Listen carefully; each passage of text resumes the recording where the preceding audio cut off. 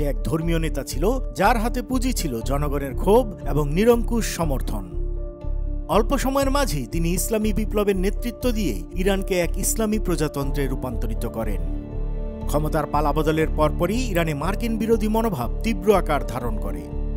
আমেরিকাকে ইরানের জনগণ শুধু শাহ মোহাম্মদ রেজার মিত্র হিসেবেই না, বরং একটি দুর্নীতিগ্রস্ত পশ্চিমা রাষ্ট্র হিসেবে দেখা শুরু করল। তেহরানের রাস্তায় জনসাধারণ আমেরিকার বিরুদ্ধে স্লোগান দিতে থাকে, আমেরিকার পতাকা জ্বালাতে থাকে। যখন খবর ছড়িয়ে পড়ে যে যুক্তরাষ্ট্র মোহাম্মদ রেজাকে আশ্রয় দিয়েছে, ইরানিরা রাগে ক্ষোভে ফেটে পড়ে।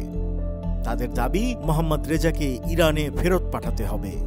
৪ নভেম্বর হাজার হাজার বিক্ষোভকারী তেহরানের মার্কিন দূতাবাস ঘিরে ফেলে এবং ভেতরে ঢুকে পড়ে। ৫২ জন মার্কিন নাগরিক তাদের হাতে বন্দী হয়। কিন্তু তারা জানত না দূতাবাসের পেছনে একটি গোপন দরজা আছে, যা দিয়ে ৬ জন কূটনীতিক পালিয়ে যেতে সক্ষম হয়।